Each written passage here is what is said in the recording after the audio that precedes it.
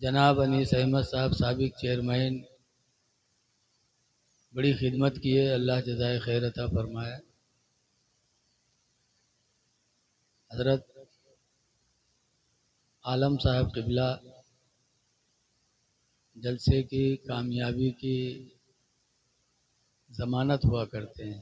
माशाअल्लाह इस तरह लोगों के हौसलों को बुलंद करते हैं कि एक हरारत पैदा होती है जिस्म के अंदर सुनने सुनाने के लिए। अल्लाह ताला है कौन? तो सूरे मुल्क 29वां पारा के शुरू में कुरान में है, अल्लज़ी खलक़ल मौत वल हयात।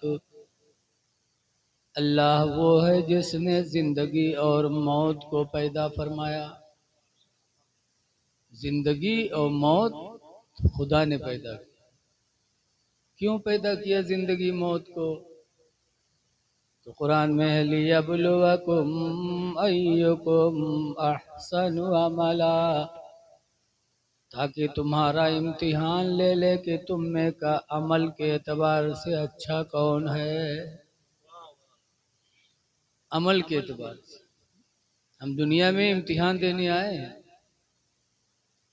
अब इस इम्तिहान में हम चाहें तो फेल हों और चाहें तो पास हो जाए।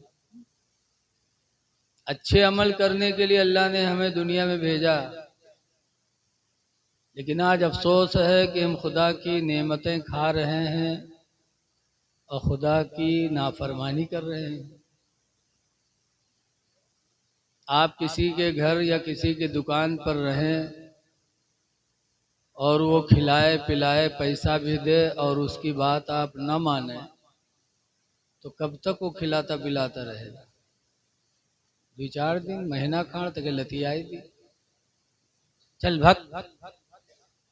जिस मकसद के लिए तुझे रखा तू कर ही नहीं रहा है। लेकिन खुदा कितना रहीम व करीम है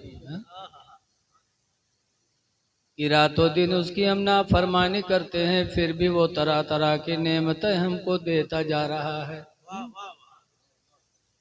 बुराइयां बढ़ती जा रही हैं, हाइब्रिड सामान तैयार होते जा रहे हैं। बोलो, पहले लोग मकई का चावल खाते थे, कोदो खाते थे, तब बुराइयां कम थी। और अब लंबे लंबे चावल शुरू हुए हैं, इतने लंबे चावल। एक मर्तबा बम्बई गया तकरीर करने, तो दस्तरखान लगा, रोटी सालन खाए। उसके बाद हमने कहा चावल नहीं है, तो कहें हजरत देखो ना चावल। हम कहा यार हम तो समझे सेवई हुई धरी, बड़े बड़े चावल।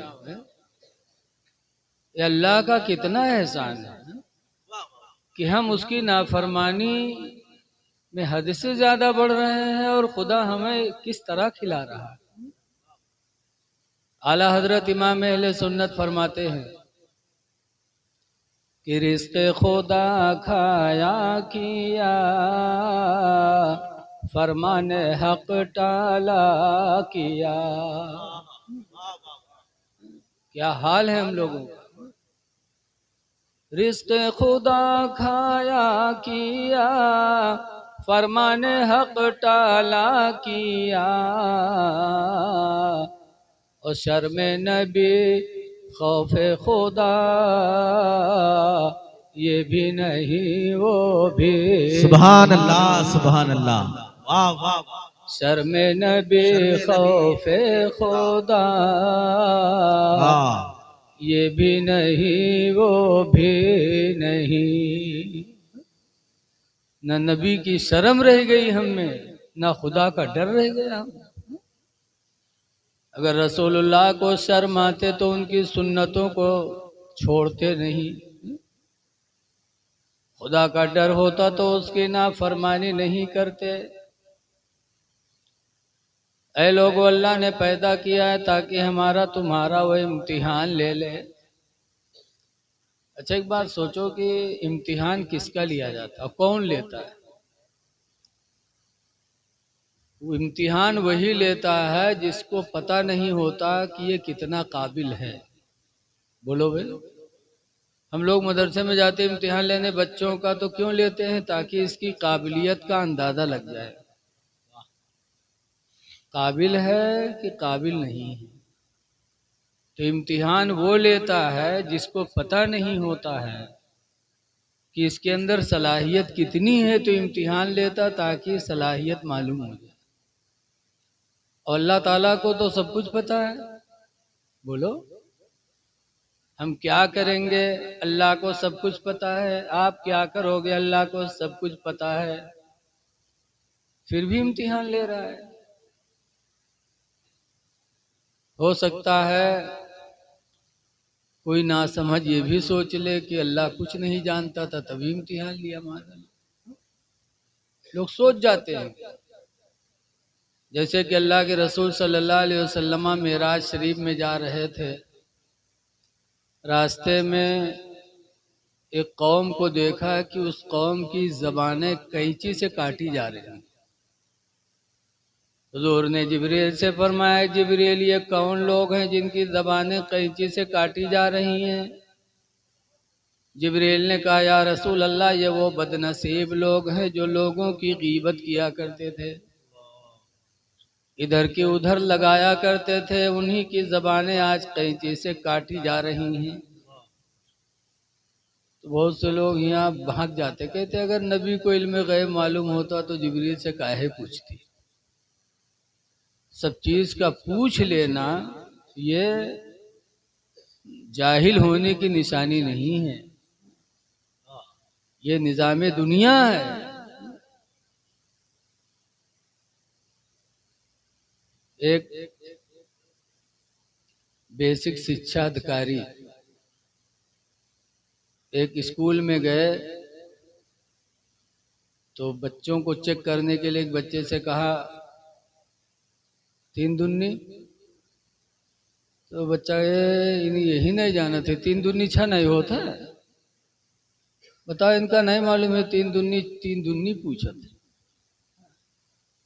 वो पता चला बच्चे को ये एहसास हो रहा है कि इनको मालूम नहीं तब पूछते, लेकिन मालूम होते हुए भी इंसान इम्तिहान लेता है दूसरे। वाह वाह वाह वाह। इसलिए लोगों, अल्लाह ने हमारा तुम्हारा इम्तिहान लेने के लिए हमें तुम्हें इस दुनिया में पैदा फरमाया है। इसलिए अच्छे अमल कर लो, खुदा जाने किस वक्त बुलावा आ जाए। इंतजार ना करो कि बुढ़ेबे तब करोगे, अल्लाह जाने बुढ़ापा मिले कि न मिले। बुजुर्गों ने फरमाया है, आज का काम कल पर मत टालो कि इसको छोड़ो हटाओ कल कर लेंगे। कल क्या होगा किसी को कुछ पता नहीं, इसलिए अच्छे अमल कर लो। हदीस पाक में सदक़तो तमनउ मैततस्सूए, कि सदका बुरी मौत को रोक देता है। इंसान जब सदका खैरात करता रहता है तो उसको बुरी मौत नहीं आएगी। बुरी मौत मतलब यह है कि उसका खात्मा ईमान पर होगा, सदका करने वाले का। और ईमान पर मौत आ जाए यही सबसे बड़ी नेमत है। मैं अपने मदरसे के चंदे के लिए बनारस गया। एक सेठ साहब थे, मुलाकात हुई, उन्होंने चंदा दिया, अच्छा चंदा दिया। फिर उन्होंने कहा कि मौलाना साहब को दुआ कर दीजिए। हमने कहा अल्लाह बरकत फरमाए, अल्लाह तरक्की दे और तिजारत में अल्लाह इजाफा फरमाए। आजकल यही दुआ हम लोग करे जाते। तो बाद में उनका चेहरा थोड़ा गमगीन हुआ, कहा हजरत जो दुआ करनी चाहिए वो दुआ आपने तो किया ही नहीं। हमने कहा कौन सी दुआ? कहा आपको तो ये दुआ करना चाहिए कि अल्लाह ताला ईमान पर मौत अता फरमाए, वरना ये कारखाना ये जो दे रहा हूँ, ये नमाज रोज़ा, ये सब बेकार हो जाएगा अगर अल्लाह ने ईमान पर नहीं उठाया। बेशक। ईमान पर मौत कब आएगी? जब आप सदका खैरात करते रहो। अस्सदक़तो तमनौ मैततस्सूइ, सदका बुरी मौत को टाल देता है। इसीलिए अल्लाह के रसूल सल्लल्लाहु अलैहि वसल्लम एक दिन अपनी बीवियों के बीच में बैठे थे। बीवियों ने पूछा, अल्लाह के रसूल, क़यामत में इन 9 बीवियों में से आपकी मुलाकात किससे पहले होगी? हम 9 आपके साथ रहती हैं, लेकिन क़यामत में आपकी मुलाकात इन 9 में से किससे पहले होगी? सरकार का इखलाक देखो कि 9 बीवियां दुनिया में तो साथ में आई हैं, लेकिन ये चाहत है कि आखिरत में रसूलुल्लाह से हमारी पहली मुलाकात। अब आज हमारे अखलाक इतने गिर गए हैं कि दुनिया में यह औरत साथ छोड़ने को तैयार है। बोलो, बाज औरतें बेचारी जब शौहर से परेशान होती हैं तो कहते हैं, या अल्लाह ये मर नहीं जाते, इनके मुँह देखे कि रोजी ना हो, कहूँ कचर नहीं जाते। बताओ, ये हमारा अखलाक है कि हमारी एक बीवी और दुनिया ही में साथ छोड़ने के लिए तैयार है, और रसूलुल्लाह का अखलाक कि दुनिया छोड़ दो, आखिरत में भी साथ में रहने के लिए परेशान है। सुभान अल्लाह, सुभान अल्लाह। पूछा कि आखिरत में इन 9 में से सबसे पहले आपकी मुलाकात किससे होगी? सरकार ने फरमाया, जिसका हाथ लंबा होगा उससे मेरी मुलाकात पहले होगी। ये सरकार ने कहा और उठे चले गए। तो जो 9 बीवियां रहे वो आपस में एक दूसरे के हाथ पकड़े लागे, कहीं ला देखी तोल लंबा है कि हमारा लंबा है। नापी और नापा तो रसूलुल्लाह की बीवियों में एक बीवी थी जिनका नाम था हजरत सौदा रदियल्लाहु अन्हा। सौदा का हाथ लंबा निकला तो हजरत आयशा रो पड़ी।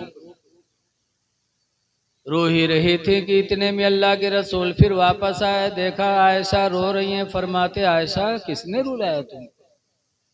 अर्ज करते, अल्लाह के रसूल आपसे पूछा गया था कि क़यामत में 9 बीवियों में से सबसे पहले आपकी मुलाकात किससे होगी? तो आपने फरमाया था जिसका हाथ लंबा होगा।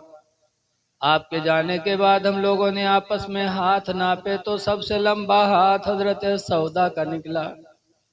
इसी गम में रो रही हूँ कि दुनिया में मैं आपके साथ हूँ, लेकिन आखिरत में मेरी पहली मुलाकात आपसे न होगी, सौदा की होगी, इसलिए मैं रो रही हूँ। सरकार फरमाते हैं, आयशा तुमने समझा नहीं, ये लंबा हाथ होने से मतलब ये है कि जिस बीवी का हाथ सदका के लिए उठेगा, सुभान अल्लाह, सुभान, उसी से मेरी मुलाकात पहले होगी। वाह वाह वाह। जिसका हाथ सदका के लिए उठेगा ज्यादा, उससे मैं पहले मिलूंगा। तो हजरत आयशा का रोना बंद हुआ। कहते, अल्लाह के रसूल, अल्लाह का शुक्र है कि आपकी बीवियों में सबसे ज्यादा सदका मैं ही करती हूँ। मुझे खुशी इस बात की कि क़यामत में सबसे पहले मेरी मुलाकात आपसे हो। पता चला सरकार को भी वही इंसान पसंद है जिसके हाथ सदका खैरात के लिए उठते रहे। अभी दस्तरखान पे हमारे साथ 2 लोग थे, बल्लामपुर जिला के आए हैं, अपने मस्जिद के लिए आए हैं। हाजी साहब के दस्तरखान पे थे। हमने पूछा तो कहा मस्जिद में थे। हाजी साहब ने कहा, अनीस भाई ने कहा कि खाना मेरे घर खाना। ये कितनी बड़ी बात है। लेकिन आज लोग मुसाफिरों को खिला नहीं पाते।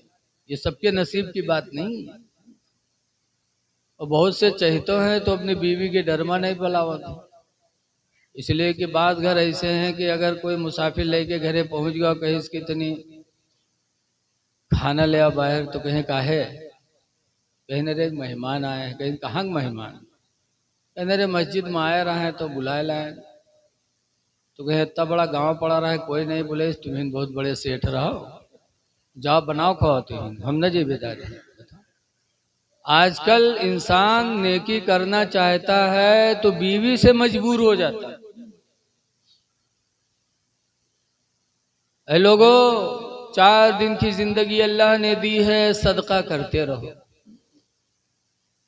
हदीस पाक में है, यदुल उलिया, ऊपर वाला हाथ यानी देने वाला हाथ, यदुल उलिया, देने वाला हाथ यानी ऊपर वाला हाथ, खैरुम मिन यदिस सुफला, बेहतर है नीचे वाले हाथ से। नबी फरमाते हैं ऊपर वाला हाथ नीचे वाले हाथ से बेहतर है। इसलिए दुआ करो कि अल्लाह ताला हमको तुमको देने वाला बनाए, लेने वाला ना बनाए। सदका बुरी मौत को टाल देता है। आगे सरकार फरमाते वल बिर्रु ज़ियादतुन फिल उम्री, एहसान उम्र में ज्यादती पैदा करता है। उम्र में ज्यादती इंसान के किस चीज से होती है? सरकार फरमाते हैं एहसान से। एहसान जब एक इंसान दूसरे इंसान पर करता है तो एहसान की वजह से अल्लाह उसकी उम्र को बढ़ाता रहता है। आज सब लोग चाहते, हम भी चाहते हमारी उम्र बढ़ जाए, आप भी चाहते हो हमारी उम्र बढ़ जाए। अगर उम्र बढ़ाना है तो एहसान करो। अब एहसान करो तो किस पर करो? आज तो लोग सोचते हैं कि मदरसा में यहाँ 11,000 के रसीद काट लो भाई एहसान होगा, मस्जिद के मीनार बनाए तो एहसान हो गया, पीर साहब आवे उनका नजराना दे तो एहसान होगा, मौलाना को बुलाए तकरीर कराए नजराना दे तो एहसान होगा। एहसान सबसे ज्यादा मतलब क्या है? कुरान में आया बिर्रुल वालिदैन, एहसान वालिदैन पर एहसान करो। एहसान हम करें तो किस पे करें? पहले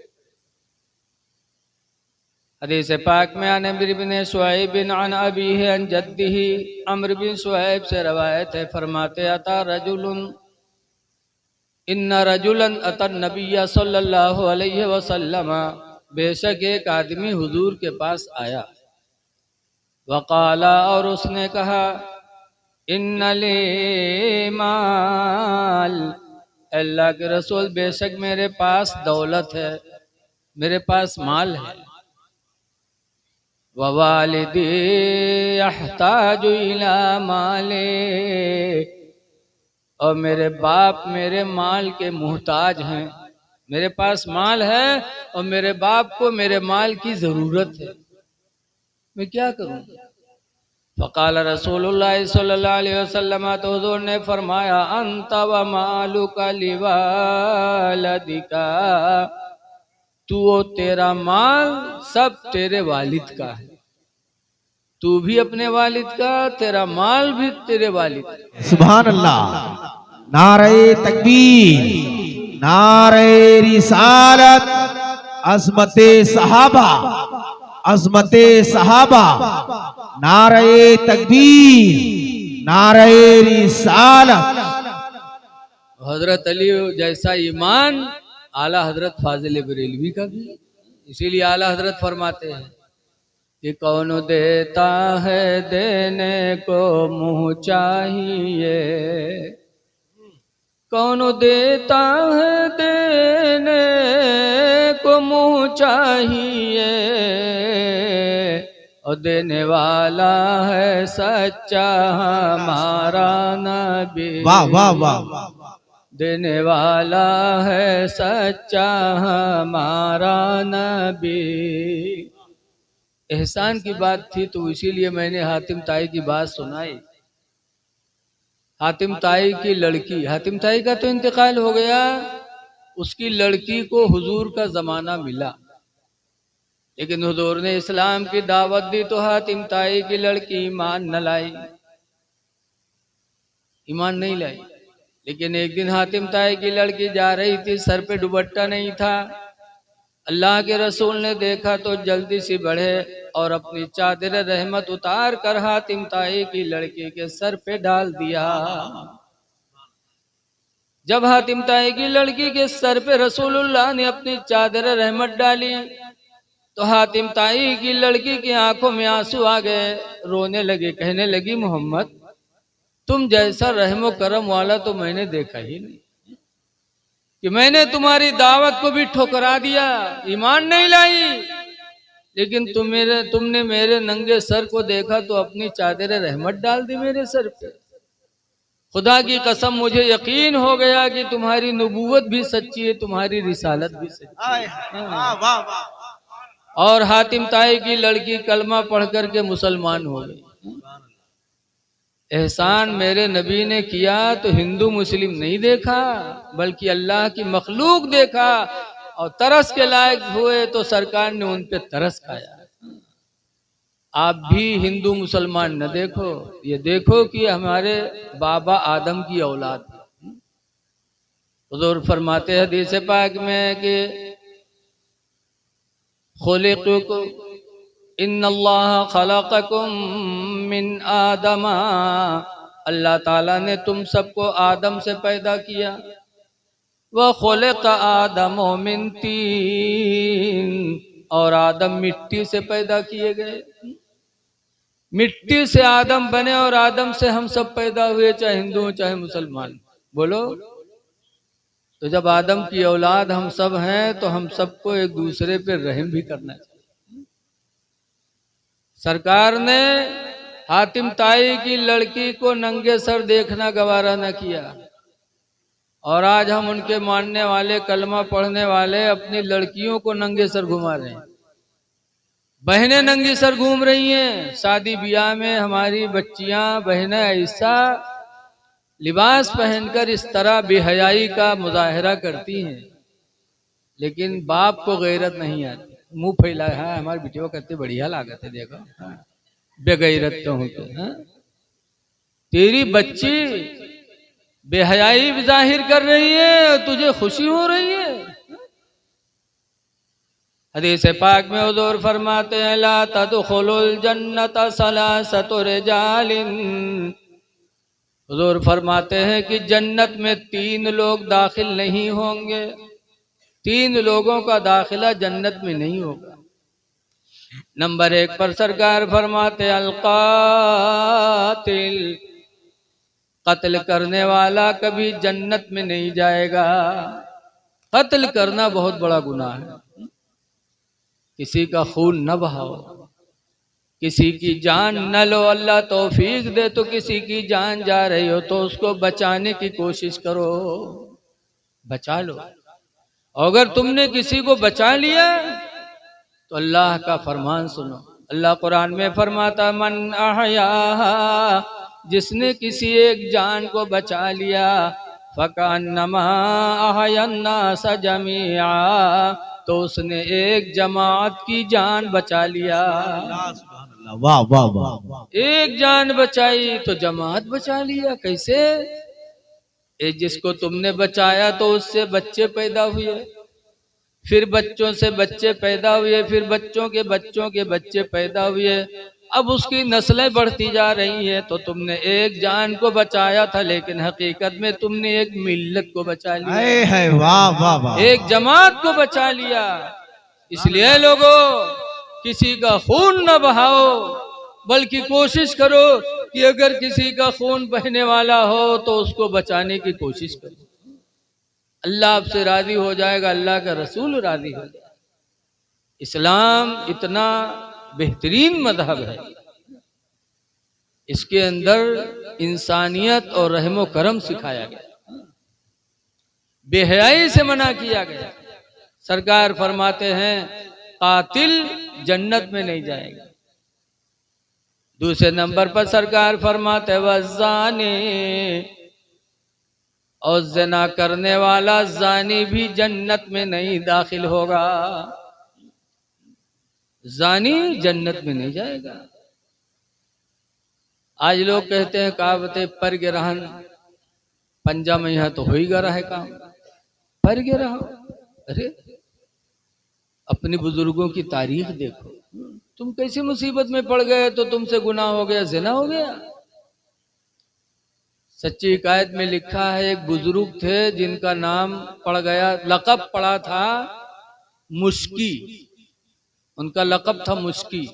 मुश्की मतलब मुश्क की खुशबू उनसे आती थी, हर वक्त वो महका करते थे, जहाँ रहते थे महका करते थे। तो लोगों ने उनका नाम ही मुश्की रख दिया, मुश्क वाली। हर वक्त मुश्की की खुशबू आती है। मस्जिद में नमाज पढ़ने जाते तो नमाजियों में झगड़ा, वो कहे हम दारे खड़े हुए, वो कहे नहीं हम दारे खड़े हुए। काहे कि नमाज भी पढ़ते रहेंगे और खुशबू भी मिलती रहेगी।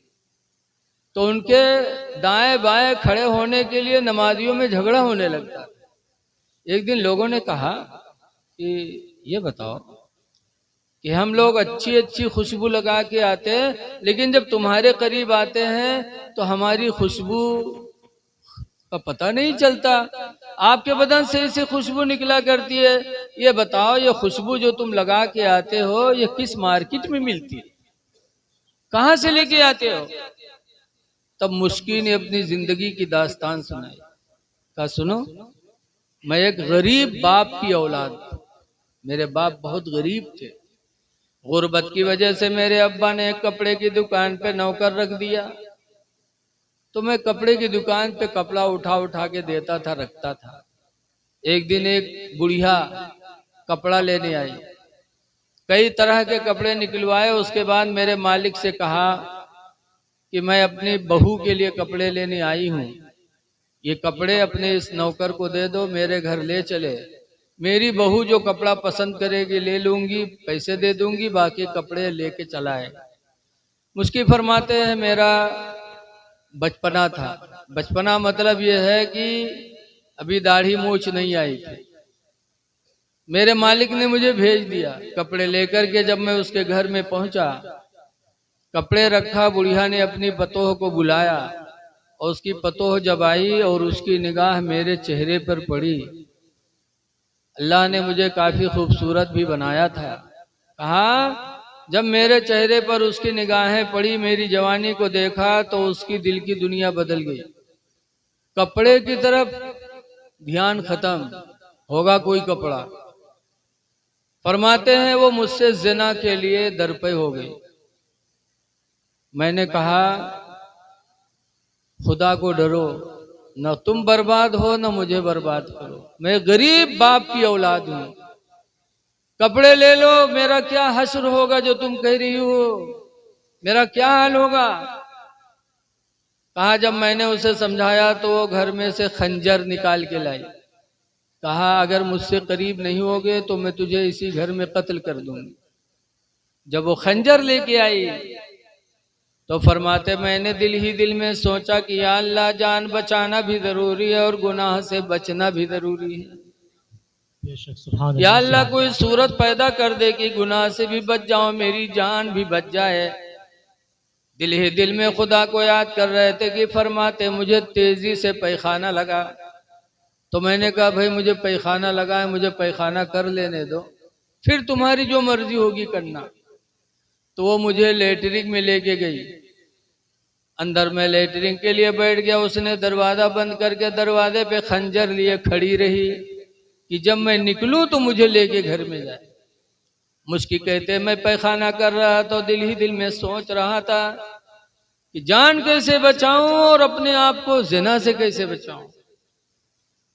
फिर फरमाते मेरे दिल में एक बात पैदा हुई कि आज अगर अल्लाह ने मुझे खूबसूरती न दी होती तो आज मुझे गुनाह की दावत न मिलती। चेहरे की खूबसूरती की वजह से आज मुझे गुनाह की दावत मिल रही है। फरमाते सोच रहा था, फिर जो मैंने पैखाना किया उसी पैखाना को उठाकर अपने चेहरे पे लगा लिया, अपने बदन पे लगा लिया कि आज अगर ये चेहरा खूबसूरत न होता तो मुझे ज़िना की दावत न मिलती। कहते हैं जब वो पैखाना मैंने अपने चेहरे पे लगाया, अपने बदन पे लगाया और उसके बाद जब लेटरिन से निकला तो जो खंजर लिए खड़ी थी, जब उसने मुझे देखा तो चिल्लाकर भगी कि भगा भगा, कोई सिर्री आ गया यहाँ, कोई तो पागल है, इसको भगा यहाँ से। फौरन घर में चिल्ला के भग गई। मुश्की कहते हैं मैं घर आया, निजासत को धुला, नहाया, कपड़ा बदला, वजू बनाया, वजू बना के मैंने 2 रकात नमाज शुक्राने की अदा की। और 2 रकात नमाज शुक्राने की अदा करने के बाद फरमाते हैं मैंने सर सजदे में रख करके रोना शुरू कर दिया। कहा अल्लाह तू कितना रहीम व करीम है कि तूने मेरी जान भी बचा लिया और तूने मुझे गुनाह से भी बचा लिया। मुझके फरमाते जब मैं सजदे में सर रख कर रो रहा था, कह रहा था या अल्लाह तेरा शुक्र है कि तूने मुझे ज़िना से भी बचाया और मेरी जान भी बचा लिया।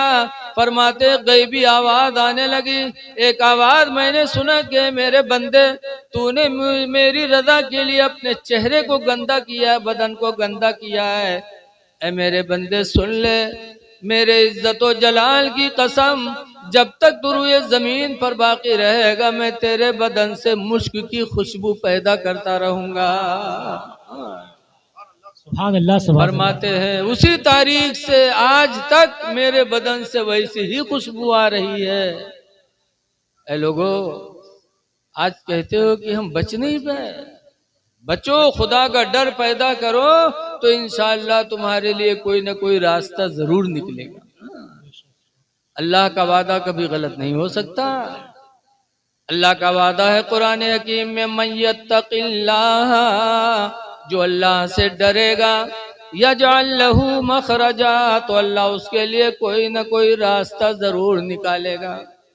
वयरज़ुक़हु मिन हैसु ला यहतसिब, और अल्लाह उसको इतनी रोजी देगा कि ला यहतसिब की वो शुमार भी नहीं कर सकता। सुभान अल्लाह, सुभान ऐसा देगा परवरदिगार की वो बंदा शुमार भी नहीं कर सकता। आज कितने लोग हैं, बड़े बड़े शहरों में चले जाओ पूछो तो कहते हैं मुझे क्या पता, मुंशी मुनीम जाने, मुंशी मुनीम जाने, मुनीम से रजिस्टर खुलवाओ तो पता चलेगा कितनी फला बैंक में कितनी रकम है, कितनी रकम फला जगह। तो अल्लाह देने पर आता है तो ऐसा देता कि बंदा कभी शुमार नहीं कर सकता। इसलिए लोगों, खुदा से डरो और अपने आप को ज़िना से बचाने की कोशिश करो। ज़ानी कभी जन्नत में नहीं जाएगा। तीसरे नंबर पर सरकार फरमाते वद्दय्यूस, 3 लोग जन्नत में नहीं जाएंगे। नंबर 1 पर कातिल, दूसरे नंबर पर ज़ानी और तीसरे नंबर पर फरमाया गया वद्दय्यूस, दयूस जन्नत में नहीं जाएगा। सहाबा कातिल तो समझ गए, ज़ानी समझ गए, लेकिन दयूस नहीं जानते। उठक बैठक न लगाओ यार, बैठ जाओ थोड़ी देर मेरे भाई, थोड़ा बर्दाश्त कर लो। उठक बैठक लगे तो हम तो यही सोचबे कि हम कहाँ चले आए तकरीर। तो ऐसे हुए जैसे एक लखनऊ की आदमी इतर बेचे वाला बेचत बेचत इतर पहुंच गया बंगाल। वो मछली खाए वाले बंगाली, जब इतर लेके लखनऊ वाला पहुंचा चिल्लाया इतर इतर इतर, तो एक बंगाली निकला के देखी तुम्हारे इतर कौन मेरे लाओ। तो बेचारा इतर बेचे वाला वो के हाथ में इतर लगाई, तो सूंघे के बजाय वो इतर का चांटे ला। जब चांटिस तो कड़वान, तो मुंह बना करे तुम्हारा इतर तो खराब है, ले जाओ, नहीं अच्छा है तो कड़वा रहा है। तो इतर बेचे वाला अपन खोपड़ी पीटे ला, कहे हाय अल्लाह हम कहाँ चले आए इतर बेचे। सूंघे वाली चीज चांटी तो कड़वे ना, तो और का हुई। तो गुस्साएगा, इतर उठा के बक्सम रखी सो चल दी। कहीं ऐसी जगह बेचने से क्या फायदा जहाँ इतर की कदर ना हो। कुछ दूर चला तो एक दूसरा बंगाली निकला, तो उसने देखा तो कहा भाई क्या बेच रहे हो। तो गुस्सा हो ही गया, तो कहा कुछ नहीं बेच रहा हूँ। कहने नहीं कुछ, तो कहने नहीं कुछ नहीं बेच रहा हूँ। कहा भाई क्या हुआ कुछ बताओगे। कहा इतर बेचने आया था लेकिन बेचूंगा नहीं। कहा क्यों। कहा जहाँ इतर की कदर ना हो वहां बेचने से क्या फायदा। कहा क्या हुआ। कहा भी एक साहब निकले और उन्होंने हाथ फैलाया, कहा देखे तुम्हारा इतर कैसा है। तो उसके हाथ पे मैंने इतर लगाया तो उसने चाट लिया और चाट के कहता तुम्हारा इतर कड़वा रहा है, खराब है, ले जाओ। तो बंगाली कहा तो वही बेवकूफ, हमका लाओ। भात के साथ खाए वाली चीज खालिश चाटी तो कड़वाई ना, तो और हमका लाओ दे।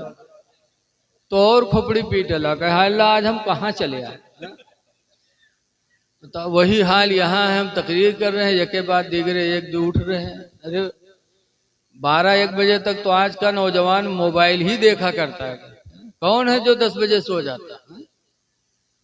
इसलिए तौफीक के साथियों ने, आप लोगों ने मिल करके इतना अच्छा प्रोग्राम कराया, थोड़ी देर सुन लो, हो सकता है अल्लाह ताला कोई बात दिल में डाल दे, अल्लाह ताला हमारी तुम्हारी निजात कर दे। दयूस जन्नत में नहीं जाएगा। सहाबा नहीं समझ पाए तो पूछा अल्लाह के रसूल दयूस किसे कहते हैं?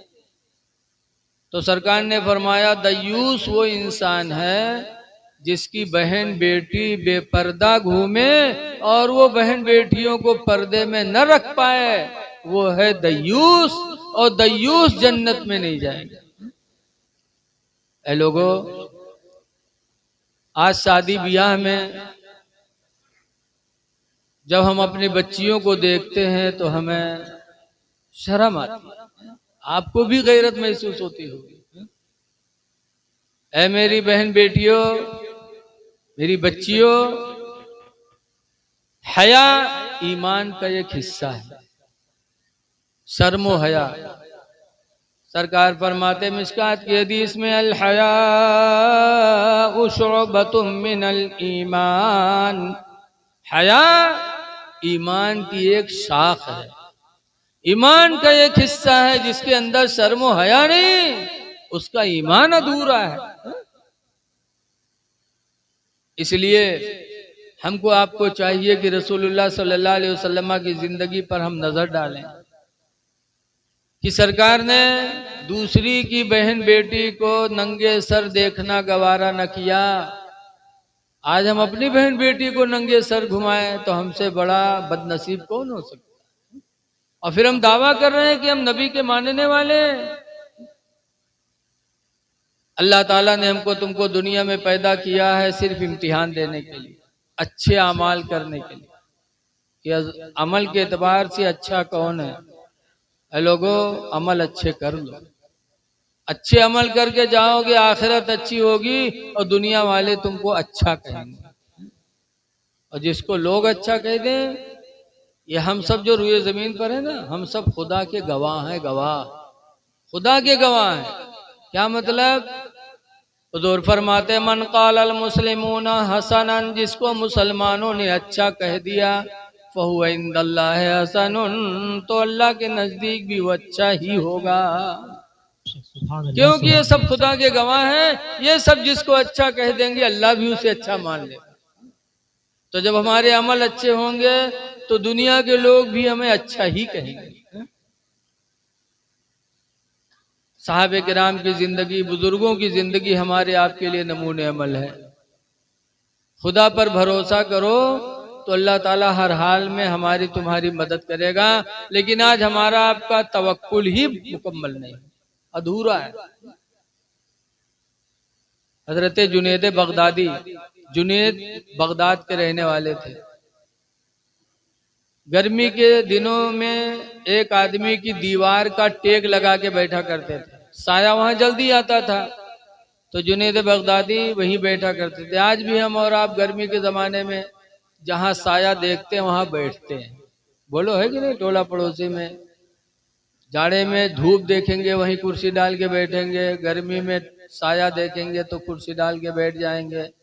तो जुनैद बगदादी बगदाद में एक आदमी की दीवार की टेक लगा के अक्सर बैठा करते थे, वहां साया रहता था। एक दिन उसी मकान में नकब लग गई, सेंध कट गई। सेंध जानते हैं आप लोग? दीवार काट के किसी ने चोरी कर लिया। अब सुबह शोर मची कि फला के घर में चोरी हो गई, सेंध कट गई। चोर तलाश किया लेकिन किसी को नहीं पाए, तो लोग कशमकश में आपस में कहने लगे, यार जुनैद हुआ रोज बैठत रहे, लागत है जुनैद तो ये काम नहीं कही है। बोलो, अल्लाह ताला की मर्जी। लोगों ने कहा कुछ नहीं, जुनैद बैठा करता था, ये काम जुनैद ने किया। तो जुनैद बगदादी पकड़े गए, काजी के दरबार में हाजिर हुए। काजी ने कहा कि कुरान का फैसला है अस्सारिक़ु वस्सारिक़तु कि चुट्टा जब पकड़ा जाए तो उसका हाथ काटा जाए। इस्लाम की सजा है हाथ काटना, तैयार हो जाओ। तो जुनैद बगदादी तैयार हो गए।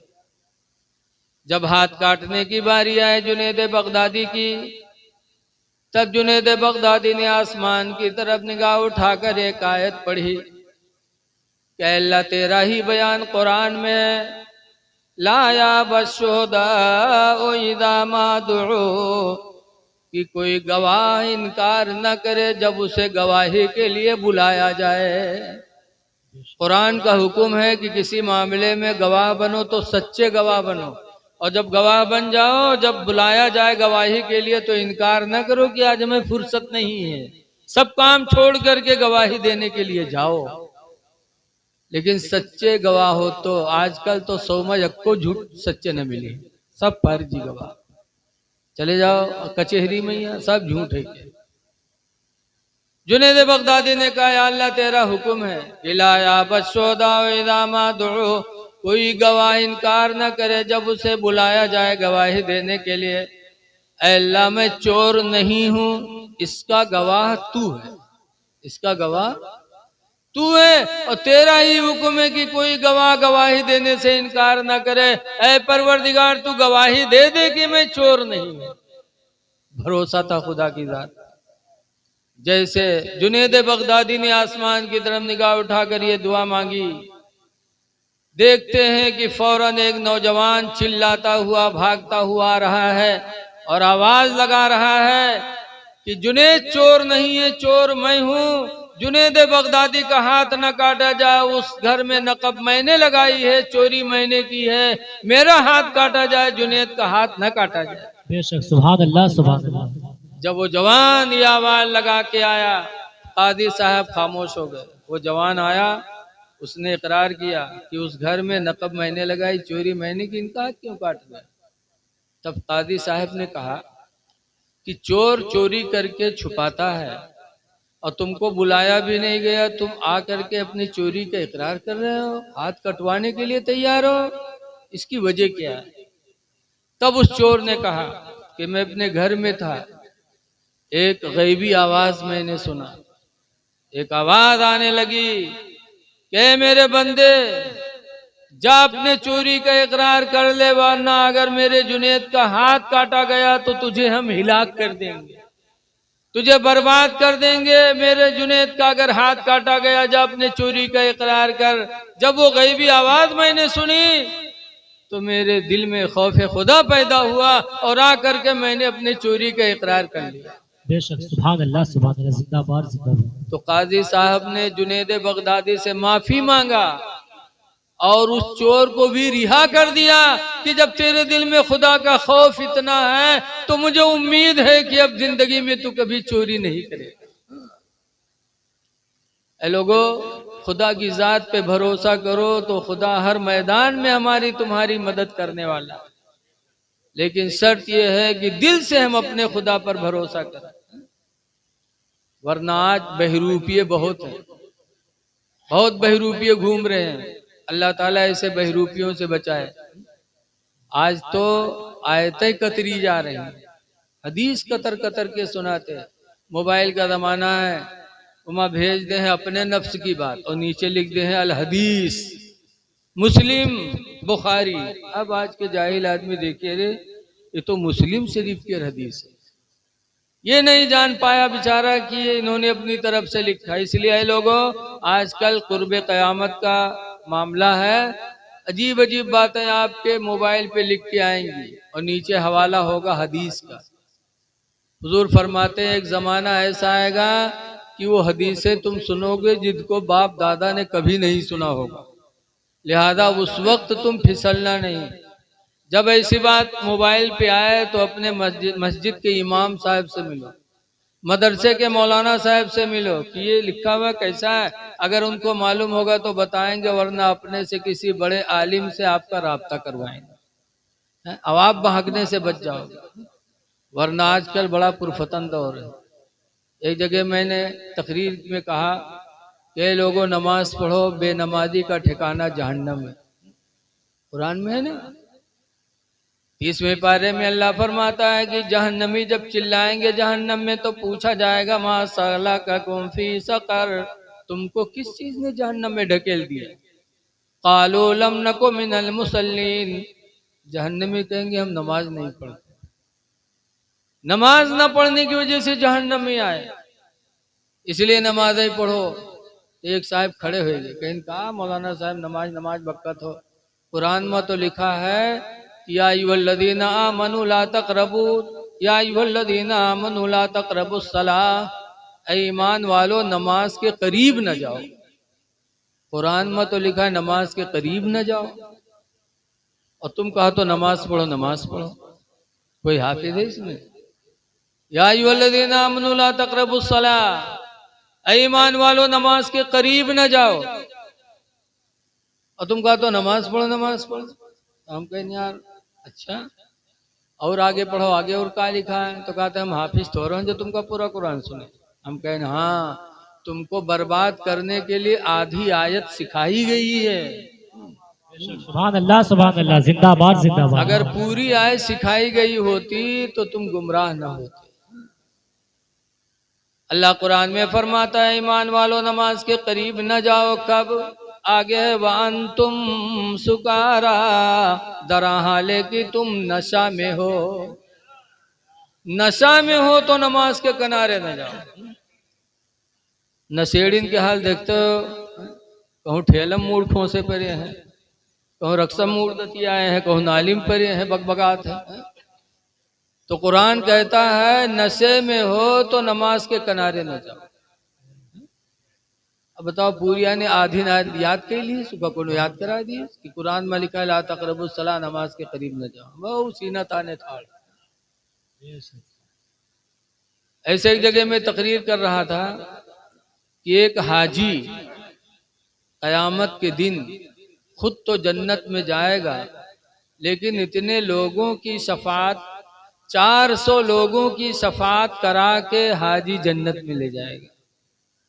कह दो सुभान अल्लाह सुभान अल्लाह सुभान अल्लाह। लेकिन बोलत नहीं कि मतलब कोई हाजी से जले तो नहीं होती।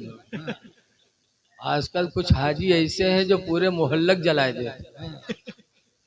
वो जन्नत में कहा जाई है 40 थोड़े लेके जहन्नम में वो ढकेले जाई है। हाजी हाजी का दर्जा बहुत बड़ा है, लेकिन हाजी अपने मकाम को समझता नहीं। एक हाजी 400 लोगों की शफात करा के जन्नत में जाएगा।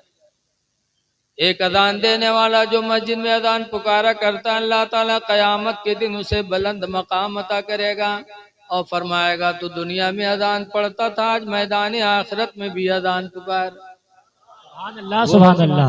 वो अजान देने वाला जब मैदान महशर में अजान पुकारेगा तो हदीस में है कि जहां तक उसकी अजान की आवाज जाएगी सुनेंगे सबके बारे में उस मुअज्जिन की शफाअत को अल्लाह कबूल कर लेगा, सुभान अल्लाह सुभान अल्लाह। सबको बख्शवाएगा। जब एक मुअज्जिन बख्शवाए, एक हाजी शफाअत करवाए, तो हम और आपके प्यारे नबी शफाअत नहीं कराएंगे? जैसे ही का कहा तैसे ही ठोक खड़ा होगा।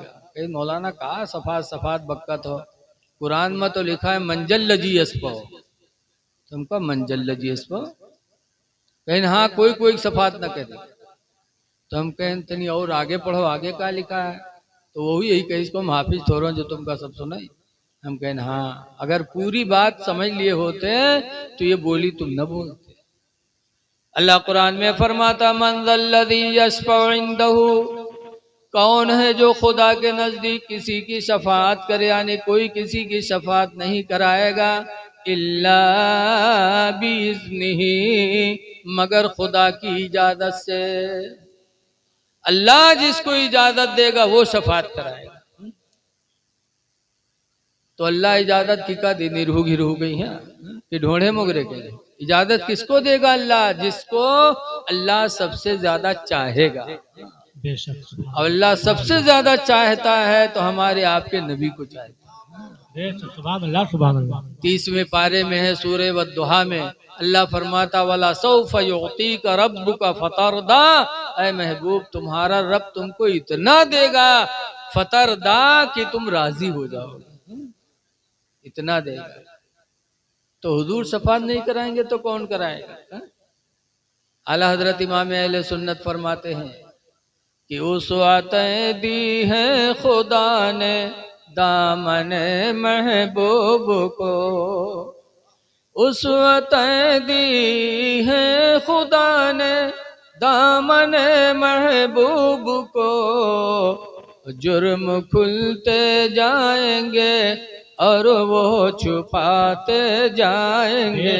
सुभान अल्लाह, माशाअल्लाह, बहुत खूब। लेकिन आज आयतें कतरी जा रही हैं, कतर कतर के आयत याद कराई जाती है ताकि लोग बहक जाए।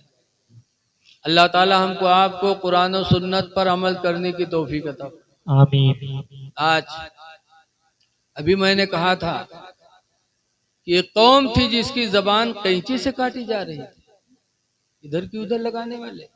आज लगाने वालों का हाल यह है कि भाई भाई में दुश्मनी पैदा करा देते।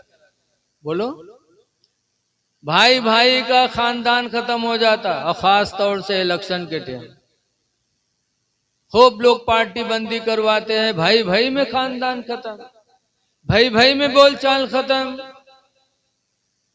हदीस पाक में अन अली काला, हजरत अली शेर खुदा से रवायतें फरमाते हैं, लाना रसूलुल्लाह सल्लल्लाहु अलैहि वसल्लम, हुजूर ने लानत फरमाई है। लानत मतलब हुजूर ने बद्दुआ की है। किसके लिए? मन फर्रक बैनल इख्वैन, उस पर हुजूर ने लानत फरमाई है जो दो भाइयों के बीच में फूट पैदा कराए, दो भाइयों को दूर कराए, उस पर रसूलुल्लाह ने लानत फरमाई। आज हम इस तरीके से इधर की उधर बाल लगाते हैं। भाइयों में फूट कराना बहुत बड़ा गुनाह है। हजरत अली शेर खुदा फरमाते हैं, वहाबाली रसूलुल्लाह सल्लल्लाहु अलैहि वसल्लम गुलामैन इख्वैन, हजरत अली कहते कि एक मर्तबा सरकार ने मुझे दो गुलाम अता किए। दो गुलाम, उस जमाने में गुलाम बिकते थे, आजाद किए जाते थे। अब तो अल्हम्दुलिल्लाह हम सब आजाद है, कोई हमें तुम में गुलाम नहीं। हजरत अली कहते हैं कि हुजूर ने मुझे दो गुलाम अता किए, लेकिन वो दो गुलाम कैसे थे? इख्वैन, दोनों सगे भाई थे। हजरत अली ने सोचा कि दो हैं तो दो क्या करेंगे, एक काफी है तो लाइक को बेच दे। हजरत अली कहते फबिर तो आहदहुमा, तो उन दो गुलामों में से एक को मैंने बेच दिया। जब बेच दिया तो लेने वाला लिया और चला गया। हजरत अली कहते हैं कि दो एक दिनों के बाद अल्लाह के रसूल मेरे घर तशरीफ लाए, तो सिर्फ वही एक गुलाम को देखा।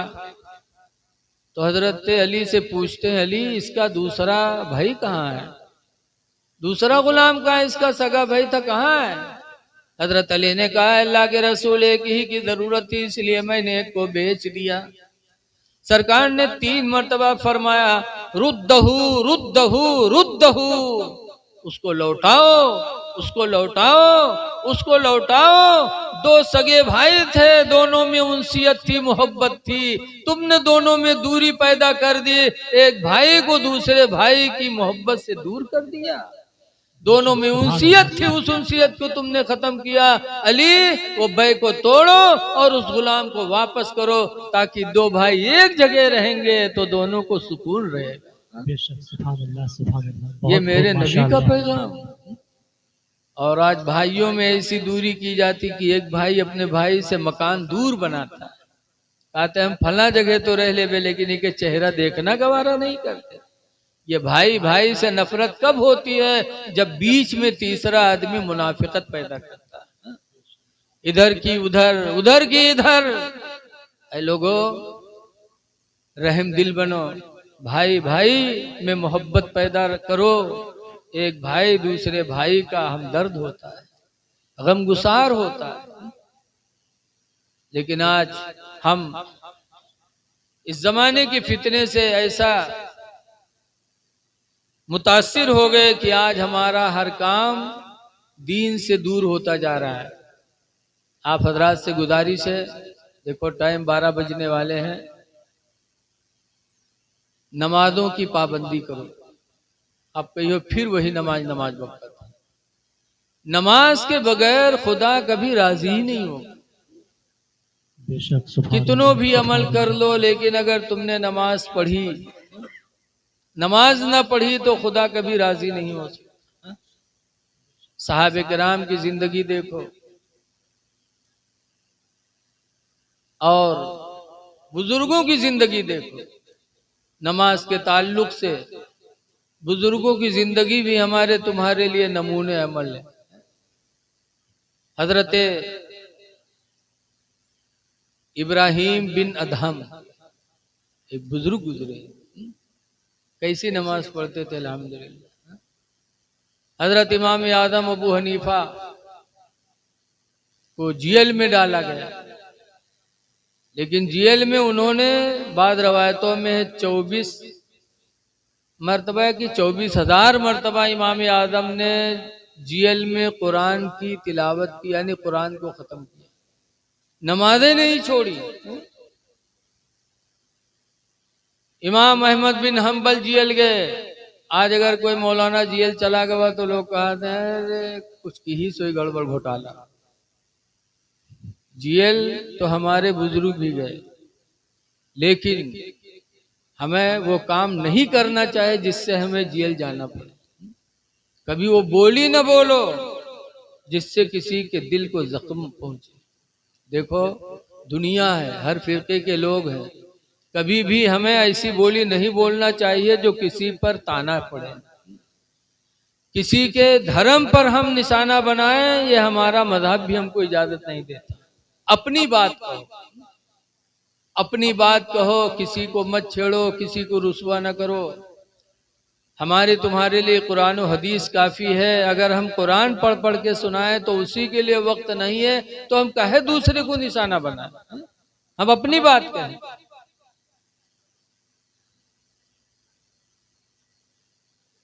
दरूद शरीफ पढ़िए, अल्लाहुम्मा सल्ली अला सय्यिदिना अल्लाहुम्मा सल्ली अला सय्यिदिना मौलाना मोहम्मद बारिक वसल्लम सलातो व सलातो व सलामन अलैका या सल्लल्लाहु सय्यदी या तआला अलैहि रसूल अल्लाह वसल्लम। सल्लल्लाहु अलैहि वसल्लम।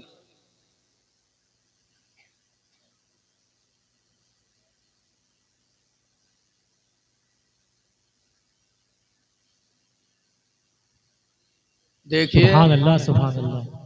एक रात आ रही है, उसको कहते हैं शबे बारात। सब के माने रात, बारात के माने निजात, निजात की रात। किससे निजात? यानी जहन्नम से निजात की रात आ रही है। लेकिन उस रात को भी अगर इबादत करना है तब तो जागो, और सिर्फ होटल पर चाय पी पी के रात गुजारे के तो उससे बेहतर है सो जाओ। सोना भी मोमिन की इबादत है, सोना ही तुम्हारा इबादत है। हाँ अगर जागना है तो जिक्र इलाही के लिए जागो। वो रात आने वाली है, उस रात की हम और आप कदर व कीमत करें और हजरत हमजा वैसे करनी की जिंदगी पर नजर डालें। एक बात याद रखो, हजरत हमजा वैसे करनी सरकार के जमाने में पैदा हुए, लेकिन माँ की मोहब्बत की वजह से सरकार की जियारत नहीं कर पाए, लेकिन सरकार से मोहब्बत बहुत रखते थे। इसी मोहब्बत की बुनियाद पर जब हुजूर का विसाल होने लगा तो सहाबा बैठे थे।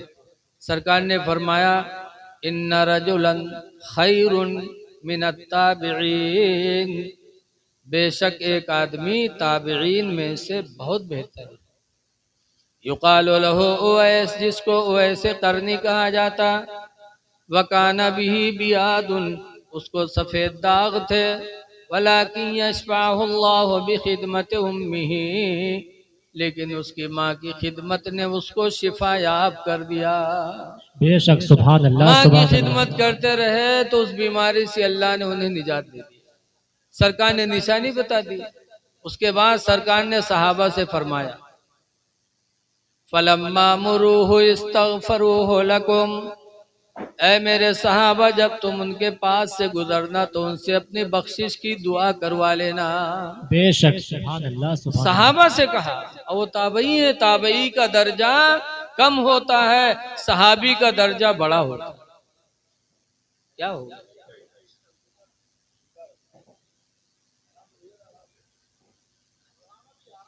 अरे 5 मिनट रुक गए हो तो यार, तकरीर खत्म होने वाला है। चलो ठीक है, अब उधर आप लोग तवज्जो ना दो, काम करने दो। फलम्मा मरूहो इस्तगफरूहु लकुम, मेरे सहाबा जब उसके पास से गुजरना तो अपने बख्शिश की दुआ करवा लेना। सुभान अल्लाह। हजरत अली, हजरत उमर, ये दोनों हुजूर के विसाल के बाद वैसे करने की तलाश में लग गए। लिखा है 10 साल तक तलाश जारी रखी। इन्हें कि सितवा पिसान बांध के चल दिन ढूंढे ना, काम भी करते थे और तलाश का जज्बा भी रखते थे कि कहीं मिल जाए। 10 साल के बाद मिल गए तो हजरत अली ने हुजूर का पैराहन दिया और हुजूर का सलाम पेश किया। फिर अली ने कहा, ओवैस ये बताओ कि हम सब हुजूर के साथ जिंदगी भर रहे, लेकिन हुजूर ने आखिरी वक्त हम लोगों को पैराहन नहीं दिया, आपको दिया, सलाम भी आपको पेश किया, कौन सी नेकी आपके अंदर है? तो ऐसे करनी रो पड़े। कहा मेरे अंदर कौन सी नेकी, मैं तो इतना बदनसीब निकला कि हुजूर को देख भी नहीं पाया। एक बूढ़ी माँ थी, माँ की खिदमत की वजह से मैं नहीं जा पाया, मैं तो बदनसीब निकला। तो हजरत अली कहते, खुदा की कसम, तुम्हारी माँ की खिदमत ही वाली नेकी रसूलुल्लाह को इतनी अच्छी लगी कि आखिरी वक्त तुमको सलाम भी कहा और अपना पैराहन भी अता फरमाया। सुभान अल्लाह, सुभान अल्लाह। दुआ करो। तो हजरत वैसे करने से दुआ करवाई थी।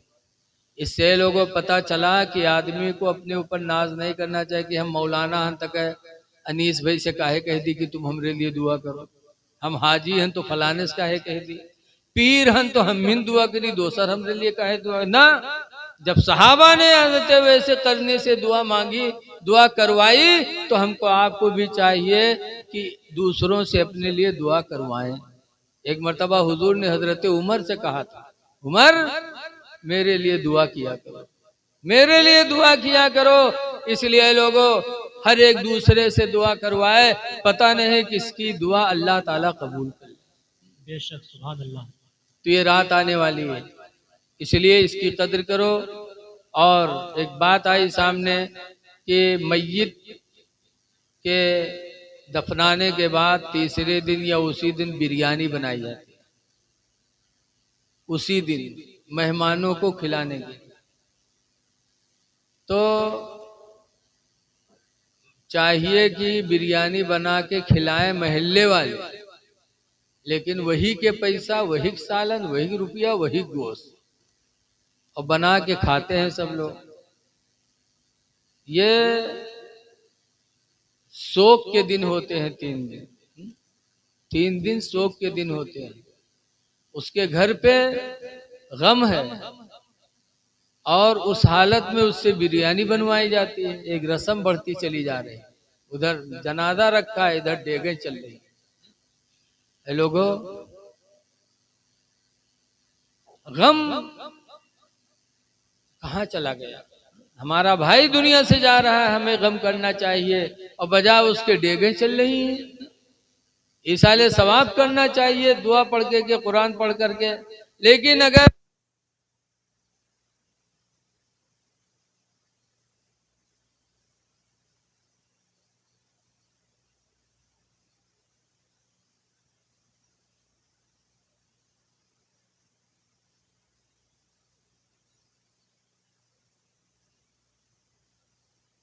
उसी का जवाब दे करके फिर हम सलातो सलाम पढ़ेंगे, आप घबराइए नहीं।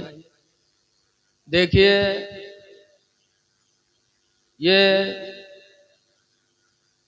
अगर खुशी से कोई किसी को खिलाता है तो ज़रूर वो सवाब का मुस्तहिक है।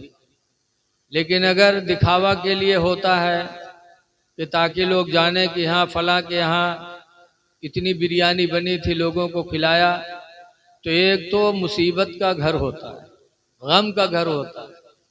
दूसरे लोगों को चाहिए कि बना के खिलवाएं, लेकिन देखा यही जाता है कि जिसके घर की मैयत होती है उसी की घर का सब सामान होता है। वो चुपचाप है, लोग खा रहे हैं, खिला रहे हैं। शरान इसका हक ये है कि मरने वाला जब मरे तो आप अभी उसमें से कुछ न खाए पाए। मरने वाला मरे, उसकी पहले तजहीज़ व तकफीन करो, उसके बाद देखो कि किसी का कर्जा तो नहीं है। अभी उसके माल से खाने का हक नहीं है आपको। पहले उसका कर्ज अदा करो, फिर उसका देखो कोई बच्चा यतीम तो नहीं है, यानी छोटा तो नहीं है, तो उसकी जायदाद में जो उसका हिस्सा लगेगा तो उसके हिस्से में से किसी को खाना जायज नहीं है।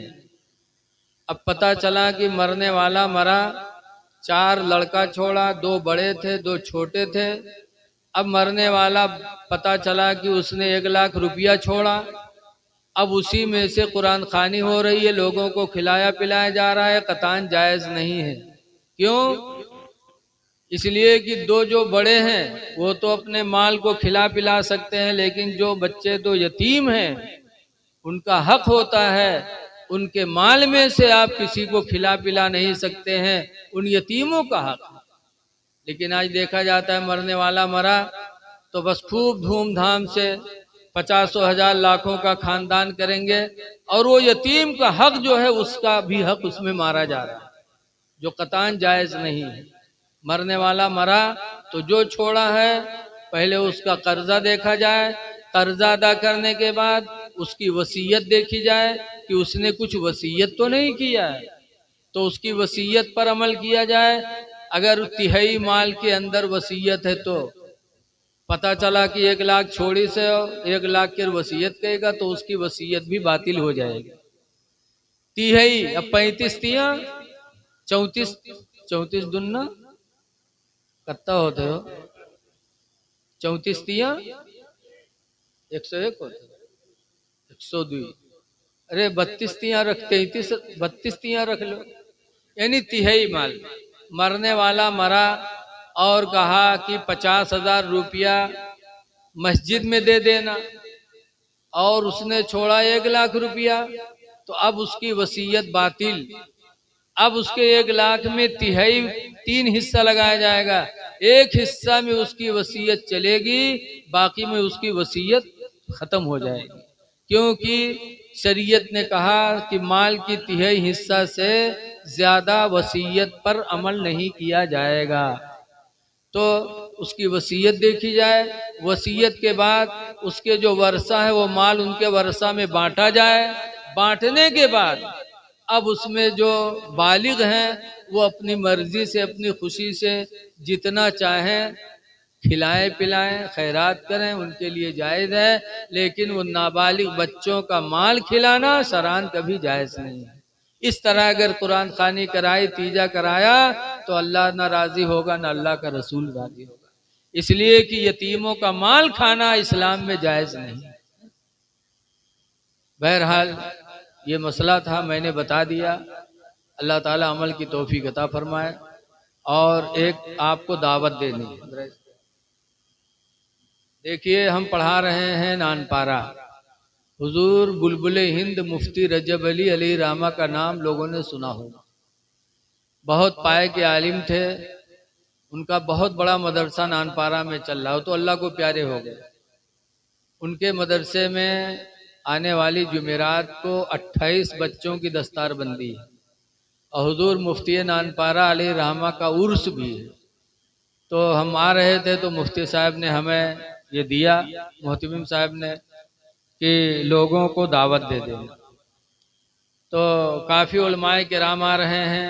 22 तारीख यानी जुमेरात को जलसा होगा, जुमा को दोपहर में कुल होगा, 2 दिन लंगर चलेगा। आप हजरात आइए और मुफ्ती नानपारा के उर्स में शिरकत कीजिए, लंगर खाइए और उलमाए किराम के नूरानी बयानात को भी सुनिए। और एक गुजारिश और है, चूँकि आज कोई भी काम हो, चाहे मस्जिद हो, चाहे मदरसा हो, चाहे जलसा हो, हम ही आपके ताउन से होता है, हमारे आपके चंदे से। हजरत ने भी फरमाया था कि जा रहे हैं तो कुछ कह देना, अल्लाह जिसके नसीब में लिखा होगा वो कुछ इसमें हिस्सा भी ले लेगा। तो आप हजरात से गुजारिश है कि अगर कुछ हो सके, कुछ जेब में हो, तो अल्लाह को राज़ी करने के लिए मुफ्ती नानपारा के उर्स में होने वाले जलसे दस्तार बंदी में कुछ चंदा दे दो। हो सकता है आपका दिया हुआ बाहर के कहाँ कहाँ के लोग आते हैं, खाएंगे पिएंगे, दीन की बात सुनेंगे, फिर वापस जाएंगे, तो आपको कितना सवाब मिलेगा? सदक़े जारिया का सवाब मिलेगा।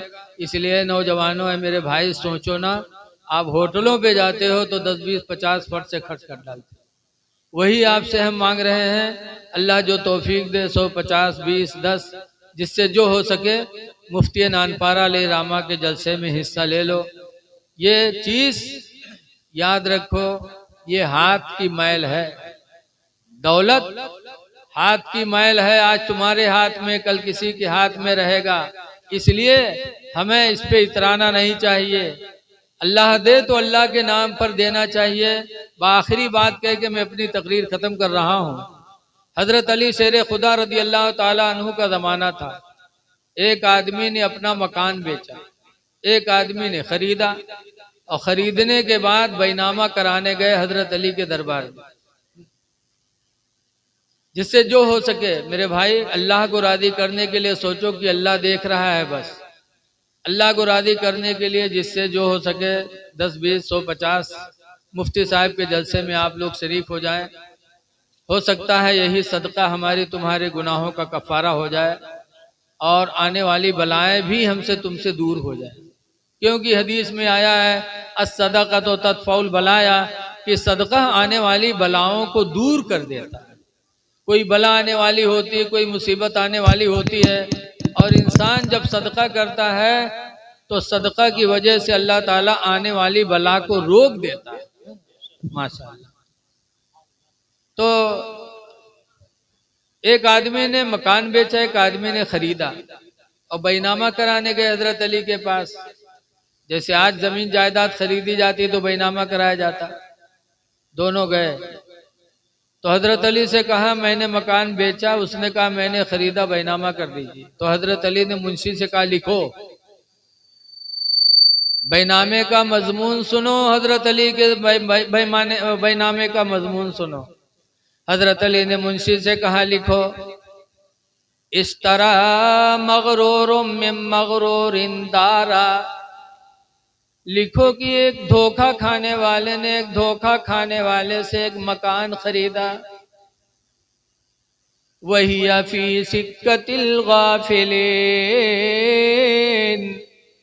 और वो मकान गाफिलों की गली में है। गाफिलों की गली में। देखो कुछ गलियां भी ऐसी होती हैं जो अल्लाह के जिक्र से गाफिल होती है। फी सिक्कतिल गाफिलीन, गाफिलों की गली में वो मकान है, लिखो। इसीलिए बताया गया कि वो घर मनहूस है। कौन? जिसमें अजान की आवाज ना आए। अजान नमाज, घर ऐसी जगह बनाओ जहां घर में आवाज आए। सरकार ने फरमाया भी लिखो, ला बका लहा वला ले साहिबिहा, ना घर के लिए बका है ना घर वाले के लिए बका है, ये भी लिखो। वल हद्दुल अव्वलुल मौत, और ये भी लिखो इसकी पहली हद मौत है। वल हद्दुस्सानी अल कब्र, और दूसरी हद कब्र है। वल हद्दुस्सालिस अल हश्र, और तीसरी हद इसकी मैदान महशर है। वल हद्दुर राबिउ गैर मालूम, और ये भी लिखो कि चौथी हद का पता नहीं। अविल जन्नत अविल नार, कि इसका ठिकाना जन्नत है कि जहन्नम है। जब ये मजमून लिखवाया तो मकान खरीदने वाला रोने लगा, बेचने वाला भी रोने लगा कि आपने हम दोनों को मगरूर कहा है। हजरत अली कहते हैं क्यों नहीं मगरूर? ये कहता मैंने अपना मकान बेचा, तुम कहते हो मैंने खरीदा, मेरा हो गया। लेकिन कुरान कहता है अर्दु लिल्लाहि, जमीन अल्लाह की है, यूरिसुहा मन यशाउ मिन इबादिही, अल्लाह अपने बंदों में से जिसको चाहे इस जमीन का वारिस बना दे। पता चला हजरत अली ने ये समझा दिया कि कभी ना अपनी दौलत पे नाज करो, ना जमीन पे। आज तुम्हारे पास है, कल अल्लाह जिसको चाहे इसका वारिस बना दे। दुआ है कि अल्लाह ताला अमल की तौफीक अता फरमाए।